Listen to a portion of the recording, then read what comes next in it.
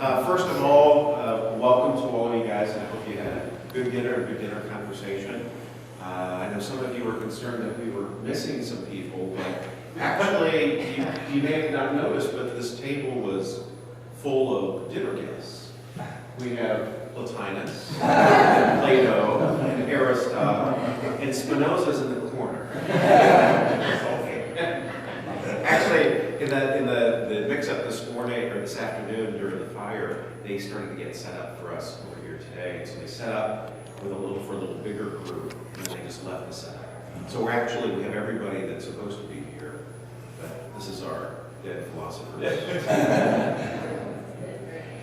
On behalf of Douglas, on behalf of the Institute, on behalf of the University, I wanted to thank all of you guys for being a part of the Colloquium.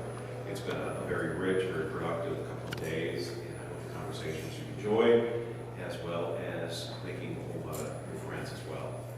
I think that the conversations and the going back and forth really surpassed what Douglas and I had talked about initially, what might happen, and it's really been a wonderful couple of days. So thanks to all of you guys for being part of that.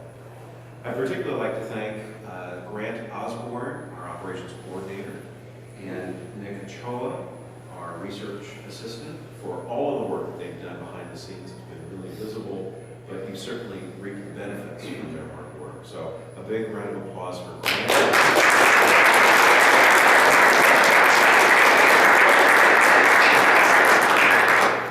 I think it's also important to thank Douglas for conceiving of this idea, for his constant rework of the idea, and thinking of new innovative ways that we could take this. So again, Douglas, thank you very much.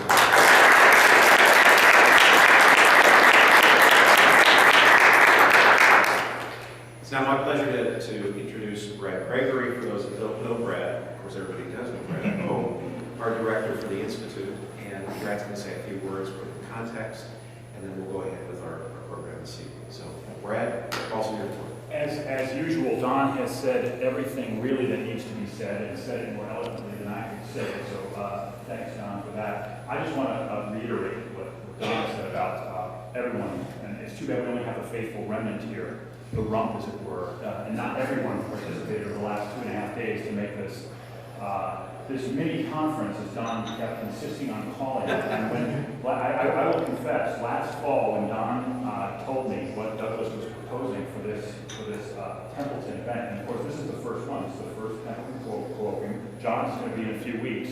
But this was the very first one. Oh, good, we have 2 more to join the faithful remnant. Come on in. Come on in.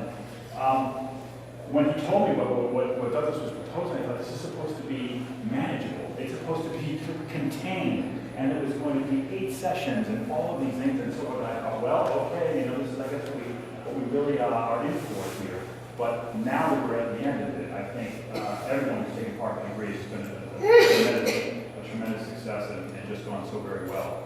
So I just wanted to thank everyone again. I did actually wait till Don gets back to thank him. So he's in his usual way, seeing to some detail.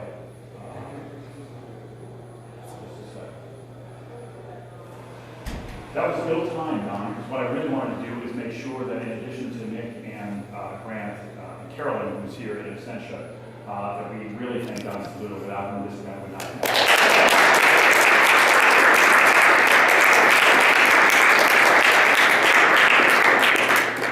But now, fittingly, to conclude not only the evening, but also this Maxi conference, it's a great pleasure to introduce Douglas Hedley, who has assured me that he is going to tie all the relevant antitheses, controversies, discussions, and dialogues of the last 2.5 days into a coherent whole in his concluding remarks. So, great pleasure to welcome Douglas Hedley one more time.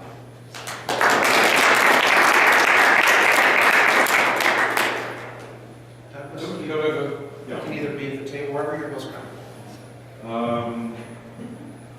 Okay, I'll try. Okay. Well, I can promise you that I won't be tying everything up, but I thought it might be helpful just to resume to go over what we've been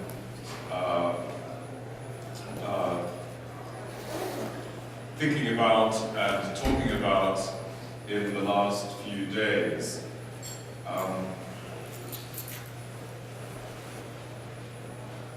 We are historical creatures, self-understanding creatures, and for that reason, but not only for that reason, it was wonderful that we could start off with our very own director of the Institute, Brad Gregory, on Tuesday evening. And so that he and Mark Knoll could give us an account of how important or otherwise participation has been in the West and the divides between the Protestant and Catholic traditions within the Latin Western context. And as we discussed this, it emerged, of course, that this prima facie opposition is not quite as clear-cut as it might otherwise seem. So that got us off to an excellent start. Of course, with a concept like participation, you need to go back to its ancient sources. I think that Gretchen Schills gave us a very persuasive account of the origins of the doctrine of participation in Plato's Timaeus. And I thought what was particularly interesting is the way in which she explored the particular importance of the Stoic contribution to this idea. And it was a contribution which had a polemical edge to it.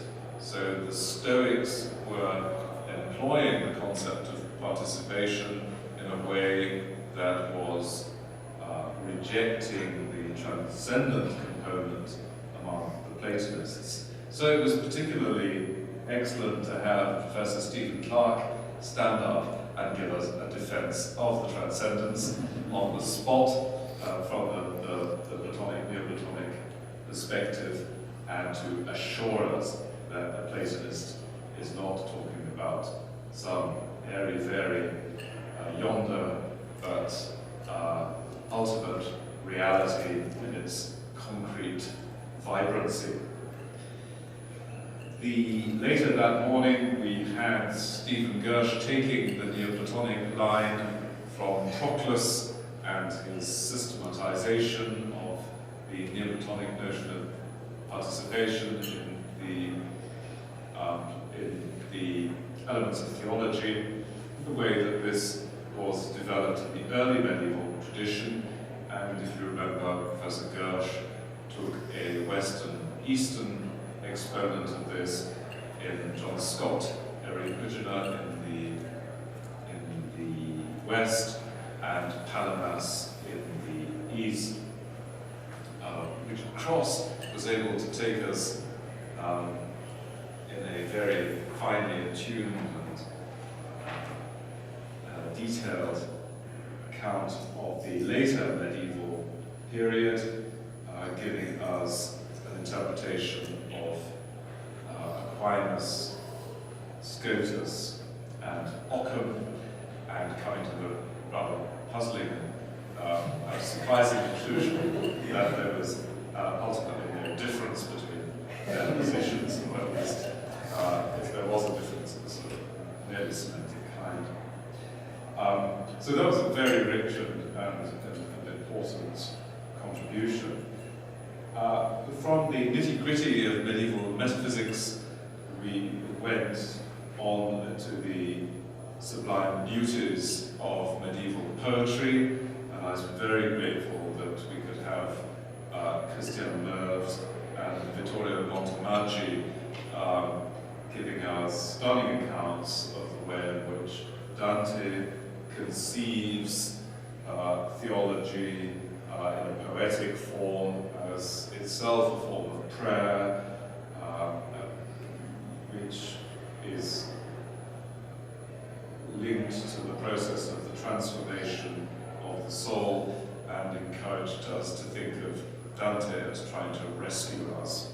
So thank you to both Vittorio and Christian for both a nuanced account of the poetics of Dante, but linking that in such a powerful way to the theology and to the metaphysics. But then we really had some fun that evening afterwards with a suitably tripartite drama, which was kicked off by Jacob Sherman, who, not very hermetically, but very lucidly, gave us an alternative modernity. Those thinkers in the modern period who tried to keep participation going in an age where it was becoming increasingly unintelligible. Brian Mullen gave a very powerful and intriguing account of some of the major 17th century philosophers and theologians like Clarke and Malebranche, and arguing that the apparent loss of participation in the early modern period is in fact confusion, is in fact de facto these thinkers are quite happily working with the concept of participation, so no problem there. Thank you very much. Charles then finished the evening by insisting that there's no stable concept of the physical, and so gave us an interesting account of the parallels between 17th century questions and contemporary concerns about naturalism, some of which were addressed in a very powerful way by Carl Gillett this morning, who insisted that methodological naturalism shouldn't be confused with ontological reduction, and gave us a very interesting compatibilism between a fairly radically naturalistic conception of the universe and yet an adherence to some form of participation. And Philip Sloan, who remains, well, if only because of the mention of Coleridge in his brilliant paper, was a very dear part of the colloquium for me. That whole conception of the archetypes and the influence of those theory of the archetypes on Owen, Yule, in the development of the evolutionary theory in the 19th century was a very fascinating narrative.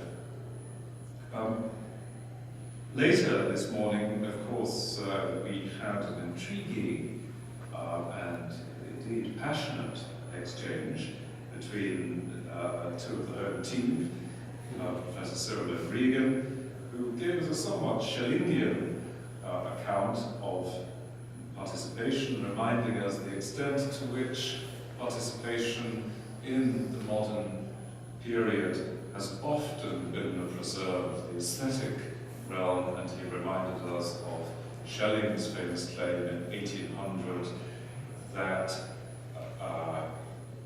art becomes the true organon of philosophy, so art in a way replaces philosophy as the point of real contact with the divine. And Vittorio Hersley, in typically Hegelian mode, was not satisfied with that account, and he gave us, after a rich analysis of the problems encountered by any defender of the doctrine of participation, gave us a very rich Leibnizian, Hegelian, contemporary version. We finished off today's discussions with Celia Dean Drummond, who gave us her version of relevance of participation in terms of theodrama and relating this theodrama to the broader ecological dimensions of human life in relation to the divine. So for me, this has really been extraordinarily rich. I have learned far more than I had anticipated, and it was, for me, a real feast. I'd like to, of course, thank the Templeton Foundation for making all of this possible, and of course the NDIAS, Don and Grant and Carolyn and Nick have been really an immense support, and indeed has our leader and director who's made many contributions, not least his talk, but also his conversation, for such a busy man to be so present at the colloquium. So thanks to all of you, and thanks to Jack and Sarah, and to all of you who came, because I really have been extremely grateful for all your input.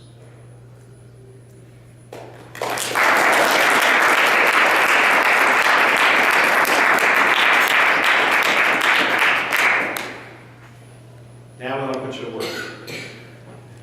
One of the objectives that we threw out there from the very beginning is to get you guys to raise questions and contribute comments. And Douglas thought, yes, you're not leaving yet. One of the things that Douglas wanted to do this evening is to get additional questions or thoughts that you had. Now, having run the gauntlet, run through all 8 sessions, or as many as you could, and having some final thoughts, what additional should we send Douglas off with? What additional ideas, what additional questions? And so this is our time for it. So now that we've all been fed, it's time to feed Douglas a little more in terms of questions and comments. So I'll manage the list again. If we have a lot of hands, otherwise I'll take this thing. Who wants to start? Victoria. You know, if you need it, absolutely. I think We need it for recording. yeah, I think, are we getting enough sound, Grant? Yes, we are, but it certainly helps with the microphone. Okay, we'll do it. I'll get you. All right. So, something I've been thinking about over the course of our wonderful conversations these last few days has been mystery. The idea of the sense of mystery and the importance of that, perhaps, in thinking about participation, but also thinking about participating in what that means. I raise this now as a question, really, something to think about for a few reasons. First, because I think that there could be a sense in which trying to define participation could actually, to some extent, give us the impression that we might come to understand what that means on a conceptual level in a way which is probably, it doesn't necessarily conform to the real sense of mystery, the ineffable, the transcendent in that sense that we find in some of the classical even texts that, whether it's Plotinus, whether it's Dante, these texts emphasize participation, but also emphasize that profound sense of mystery that accompanies our participating. And I was thinking about that also in relation to our conversations about the relationship between notions of participation and the contemporary scientific worldview. And I wanted to share a passage from The end, again, think about participation in literature. A passage from the end of one of the most extraordinary books, I think, written in the 20th century, The Periodic Table by Primo Levi. Primo Levi is an atheist. Clearly employs no conscious notion of participation in his thinking. Writes this book on his relationship, he was a professional chemist, writes this book on what the relationship with chemistry has meant for him, and he ends with this extraordinary, he says, it's a story of an atom of carbon, which he traces over centuries. And first we find it in a rock under the sea, then we find it in a glass of wine, then we find it in a cedar of Lebanon, then we find it in a horse, then in a glass of milk. And this is what, and this is how the story ends. If I can get my text in the right direction, here it is. So this atom of carbon is again among us in a glass of milk. It is inserted in a very complex long chain, yet such that almost all of its links are acceptable to the human body. It is swallowed, and since every living structure harbors a savage distrust toward every contribution of any material of living origin, the chain is meticulously broken apart, and the fragments, one by one, are accepted or rejected. One, the one that concerns us, crosses the intestinal threshold and enters the bloodstream. It migrates, knocks at the door of a nerve cell, enters, and supplants the carbon which was part of it. This cell belongs to a brain, and it is my brain, the brain of the me who is writing. And the cell in question, and within it the atom in question, is in charge of my writing, in a gigantic minuscule game which nobody has yet described. It is that which is, at this instant, issuing out of a labyrinthine tangle of yeses and nos, makes my hand run along a certain path on the paper, mark it with these volutes that are signs, a double snap, up and down, between two levels of energy, guides this hand of mine to impress on the paper this dot, here, this one.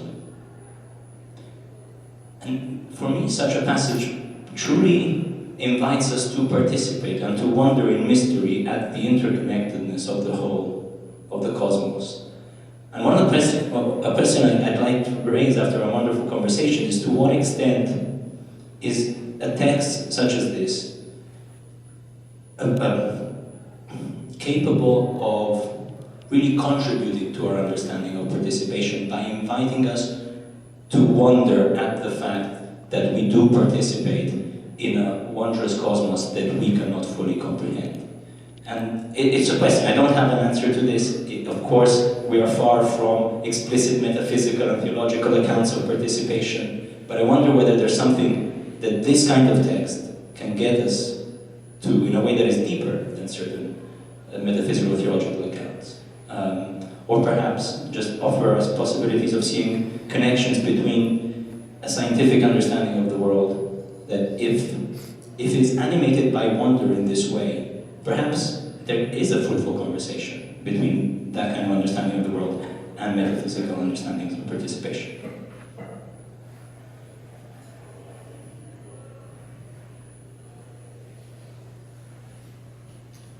Shall I? It's up to you. Yes, I'd just like to say thank you very much.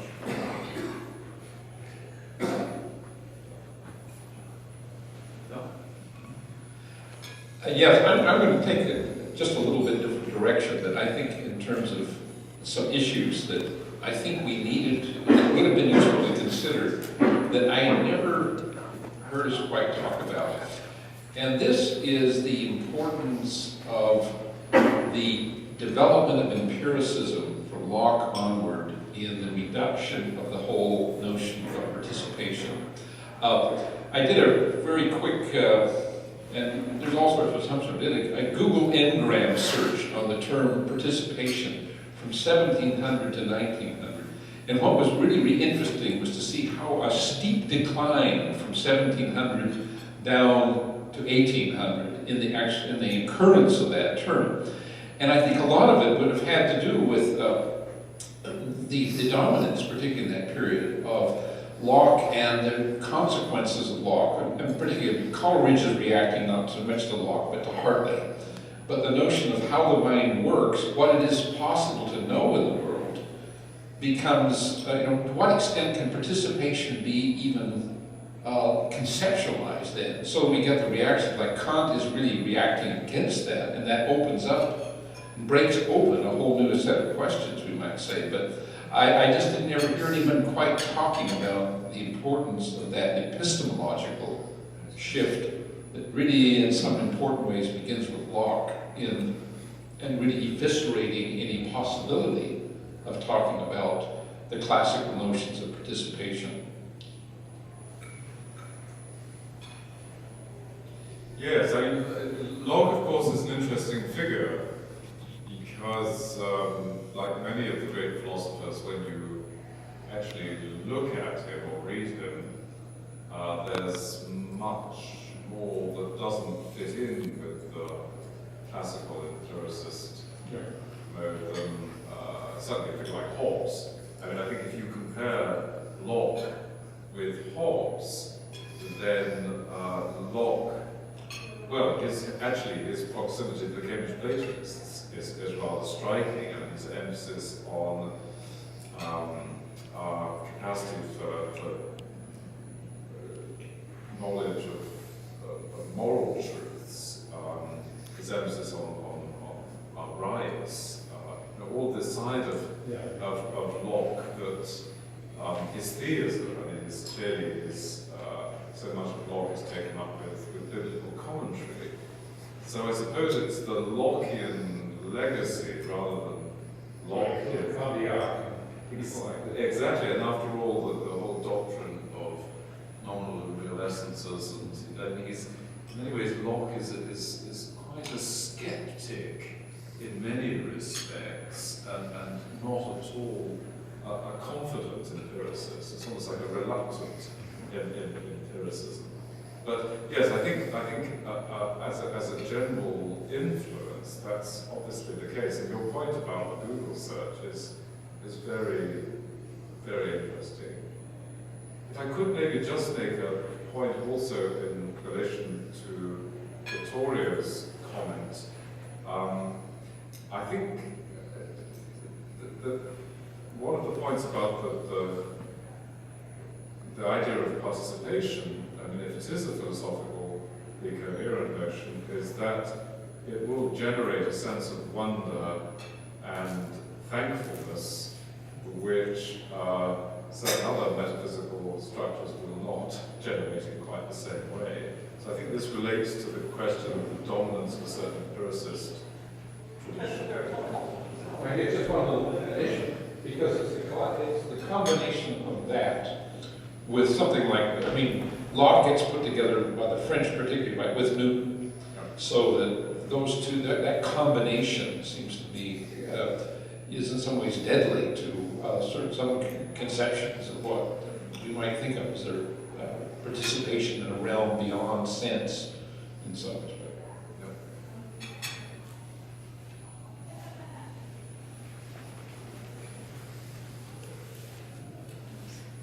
I'd like to go back to the comment about wonder and the participation of the chemicals and so on in us. So I think that is very interesting, but it's also, I wondered if it could help through thinking about that, clarify some of the different forms of participation in terms of what that might mean. Because there's what I would think of as a kind of passive form of participation where it happens whether we like it or not, as it were, something like chemicals sort of changing from in the tea I drink to becoming myself, as it were, which is nothing I can control or be part of or take an agency in. And yet there's other forms of participation where there seems to be a sense of agency or movement. And I think in the biological realm, you get both aspects happening simultaneously. So a chemist wouldn't maybe notice that part of it, because that's not the, and maybe a physicist wouldn't either, but in the biological realms, there's a sense in which all creatures become in some way agents of their own evolutionary, different evolutionary understanding. It brings in the ecological, yes, but the ecological is part and parcel of the way evolution is now conceived. So given that sense or new sense of agency, I wonder whether that could press us to think more about styles of participation. In other words, is there a sense in which certain forms of participation don't feel so much wonder releasing, but almost fear releasing, because there's an inevitability built into them. So, Pascal's looked up at the stars and he felt a sense of dread. And I think sometimes these inevitable forms of participation could generate a sense of dread as well as a sense of wonder. So it's the wonder and the awe could flip either way. And trying to present ourselves with forms of wondering which are less dreadful. A way to push forward in that might be to think more about agency and about a sense of how we act in relation to this participationary lens. I'm not sure if I'm making sense, but and I wasn't sure how much Plato sort of recognised those kind of distinctions or not from what you said in your brief paper, but whether we could sort of push forward on some of that, because I think the what I would call the grand narrative approaches and some of those also talk about different elements participating in one another, but that's a very different kind of style of participating from a much more narrowly focused sense of agency in the evolutionary processes. Yes, I suppose that's one of the big questions, that the philosophical tradition of participation that I was starting from is a concept of participation that is necessarily linked to transcendence, often through a model of imagery. So, as participating in the divine, we are, in some sense, an image of a transcendent art. Sometimes in the Greek fathers, there's the language of the image and the likeness. So, all this language is suggesting some element of transcendence. So there's as it were, one of the big questions for me in this colloquium is how intelligible is this sense of a sort of vertical participation, a relating to the transcendent, coherent, after the, as Freud put it, the great humiliations of Copernicus, Darwin, and Freud himself, being such a modest chap.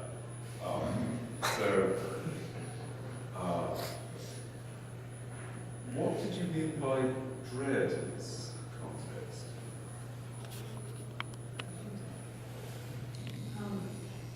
I think by that I meant that a sense of unknowing that's become so profound that it becomes threatening.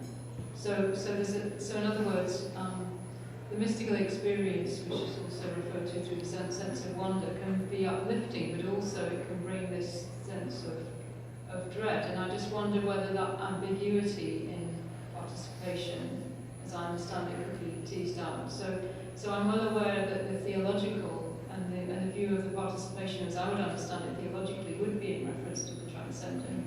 If we're trying to map it onto what I would call analogies of the transcendent in works such as the author you mentioned, whose name I've forgotten, the chemist. If you're trying to map it onto that as an analogy, then we also need to take account of maybe what's happening there as well, which is almost like secularized versions of the transcendent that don't have an adequate sense of the transcendent as a theologian would understand it, but they're still reaching towards that. And then I'm also thinking as well of the new creation story, which is a very powerful myth that's going around in many different circles in eco-theology and others. which uses science as a basis for thinking about where we've come from and where we're going to. But the narrative of participation, which is in that, which has a teleology, so the transcendent is now pushed towards the future rather than vertical. So the transcendent and the participation is horizontal, but it's going towards an end point.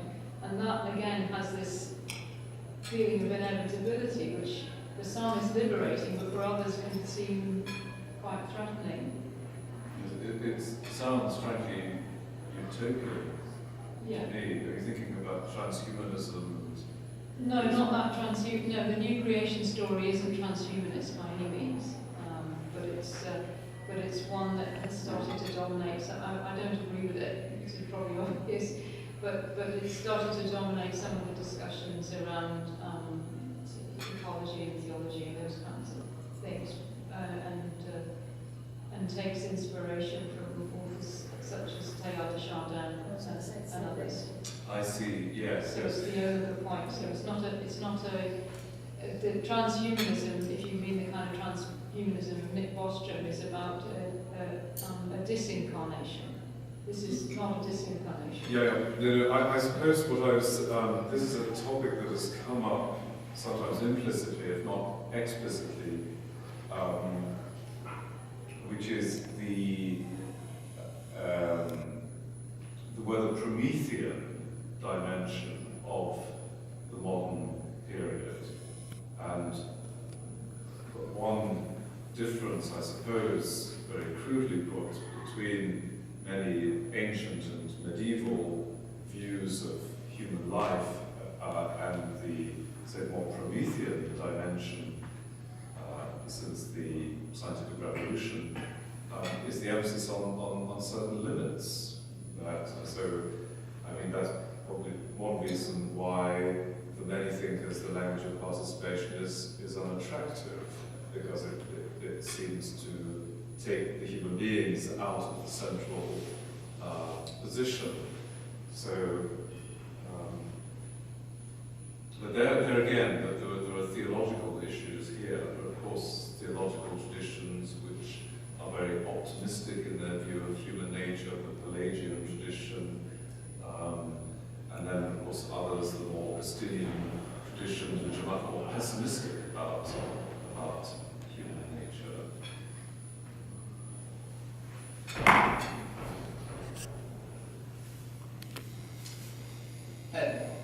I was thinking of something similar, I think, to what Professor Drummond, Dean Drummond, was thinking about, which was the distinction that emerged initially in your questions, Douglas, but then also regularly in our discussion about a participation that's either fully immanentized, as it seemed regularly to be after modernity, or a participation that still had an openness to transcendence. And when you were speaking about the dread in particular, I was thinking the difference between, say, Pascal's fear of ces espas infini, right, when he looks up at the heavens, versus, say, Kant's experience of sublimity, is that in Kant, at least, there's, if not a real transcendence, at least a sort of ersatz transcendence through the subject leaping above the chaos of expanse before him.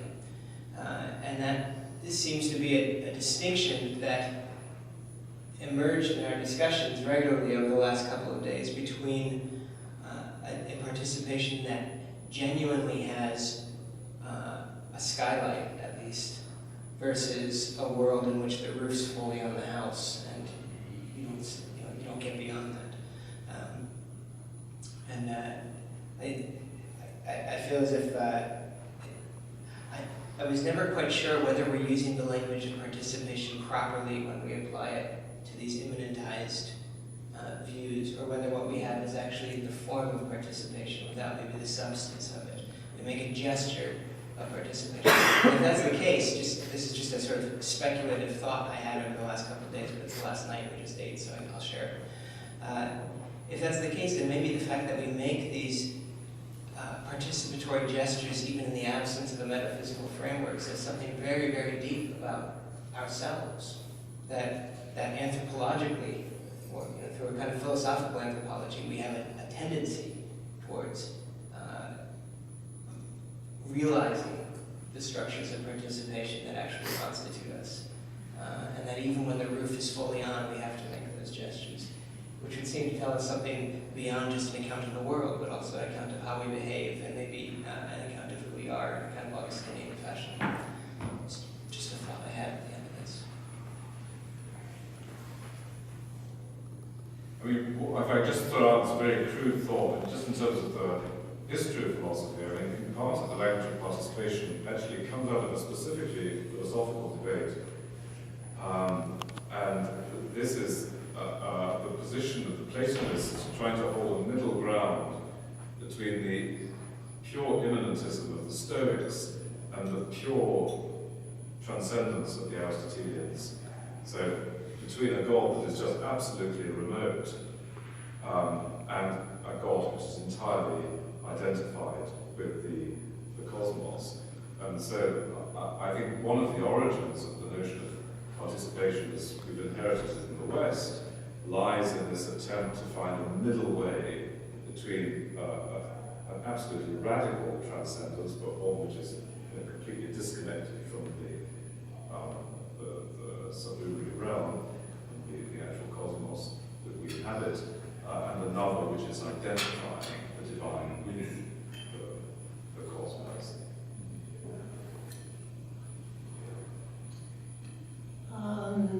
Yes, very interesting. I want to go back to Brad's initial three-part division of the field into the metaphysics of participation, as I remember it, but still clear, and the sort of sacramental dimension of participation and the mystical dimension. We've really inhabited the first of those three spaces in a very rich and to me, very wonderfully productive way.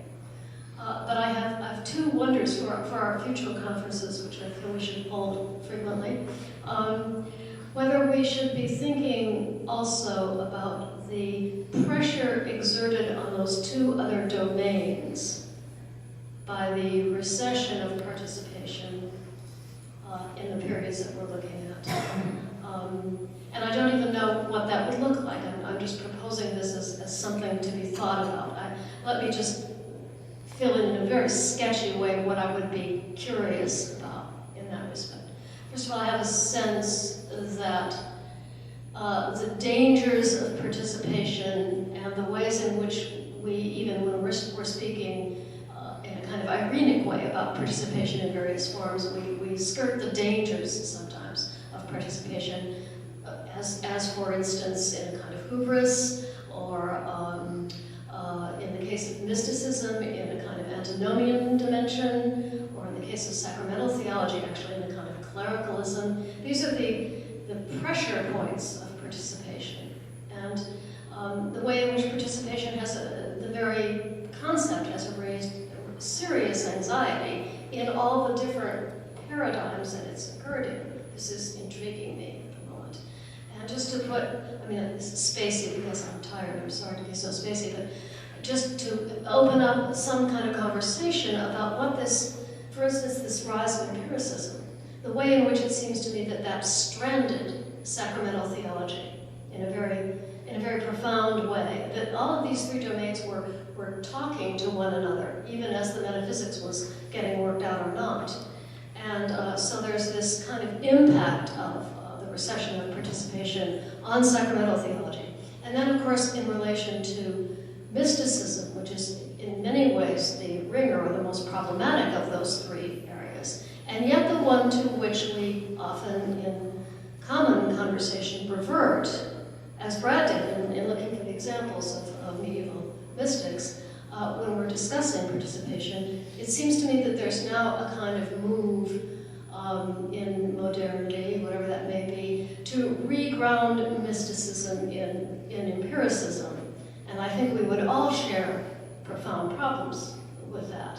But again, I'm thinking of a future in which we could bring into play all three of those domains in respect to this question, because I think one of the things I have really been overwhelmed by, and I did not expect this, is to see how centrally this concept of participation impacts and how deeply its trajectory implicates those other domains as well as the domain of metaphysics.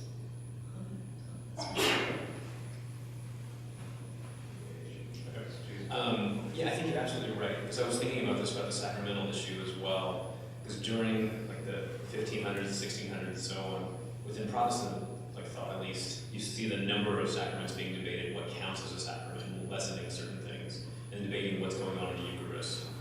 Is it, transubstantiation? Is it consubstantiation? Is it just straight like memory? Because I know in my tradition, basically, the one place God does not exist is in the Eucharist, because that's too Catholic or something. So I feel like that would be part of the story of this, wanting to try to get away from something that looks too Catholic, I think, from on the Protestant side.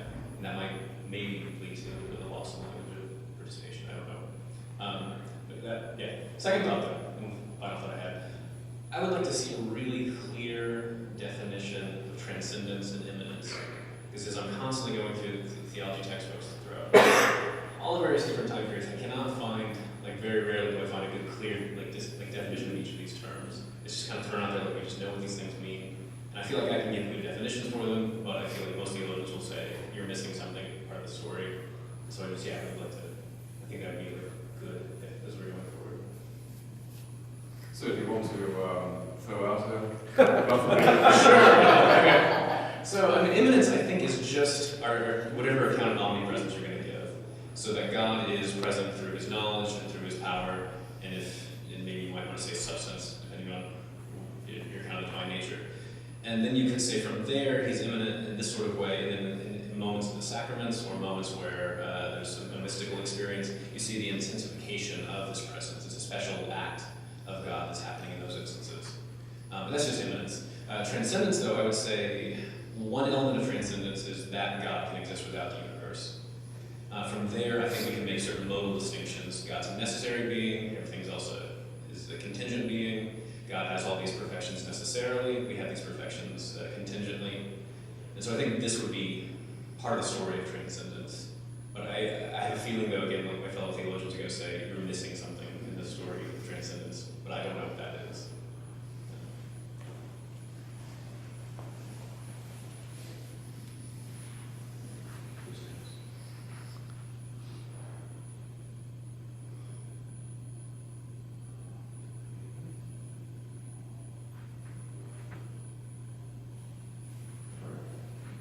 This is really just a quick observation. It would be interesting to, we've been thinking about the language of participation. It would be interesting to see historically how, in what way we could relate the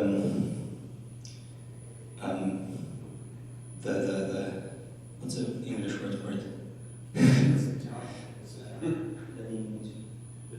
The diminution of the frequency of the word of participation and the creation of the notion of mysticism. Because mysticism as a category gets invented much later than most of the texts that we've associated with participation. Yes.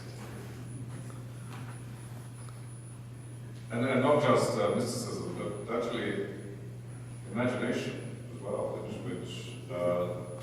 is not a very prominent term, with certain odd great exceptions, like a certain Florentine poet, but generally speaking, it's not but it becomes a very important term in the 18th and 19th and 20th centuries.